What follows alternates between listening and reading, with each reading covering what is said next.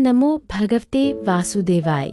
नमस्कार भक्तों, आज हम आपको सुनाने जा रहे हैं पुत्रदा एकादशी की एक सच्ची और चमत्कारी कथा, जिसे श्रद्धा से सुनने मात्र से भगवान विष्णु की विशेष कृपा प्राप्त होती है।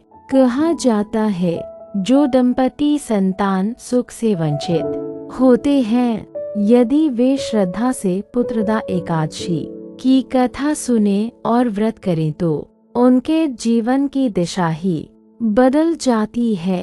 तो आइए बिना देर किए इस पावन कथा को प्रारंभ करते।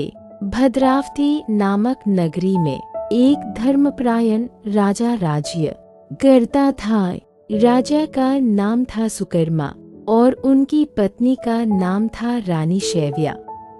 राजा रानी हर प्रकार के सुख से संपन्न थे, धन, वैभव, सम्मान, प्रजा का प्रेम, परंतु उनके जीवन में एक ऐसा दुख था जो उन्हें अंदर से तोड़ देता था। उनके कोई संतान नहीं थी। रात के सन्नाटे में रानी अक्सर रोती हुई भगवान से प्रार्थना करती थी, हे नारायण, यदि हमारे भाग्य में पुत्र नहीं है तो कम से कम इस दुख को सहने की शक्ति तो दीजिए।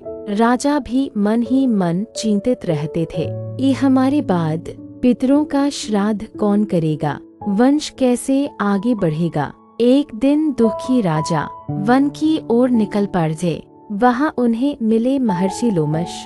राजा ने चरणों में गिरकर अपनी पीड़ा बताई। महर्षि लोमश ने ध्यान लगाया, पूर्व जन्म के एक कर्म के कारण तुम्हें यह कष्ट भोगना पड़ रहा है, परंतु भगवान विष्णु की कृपा से इसका समाधान संभव है। महर्षि ने कहा, तुम पौष मास की शुक्ल पक्ष की पुत्रदा एकादशी का इस दिन श्रीहरि विष्णु की सच्चे मन से पूजा करो। यह व्रत पुत्र प्रदान करने वाला है। पुत्रदा एकादशी का व्रत राजा और रानी ने एकादशी के दिन निर्जल व्रत रखा, गरीबों को दान दिया। उनकी भक्ति में अहंकार नहीं था, केवल श्रद्धा और विश्वास था। भगवान विष्णु की कृपा। कुछ समय बाद भगवान विष्णु की कृपा से रानी शैव्या गर्भवती हुईं।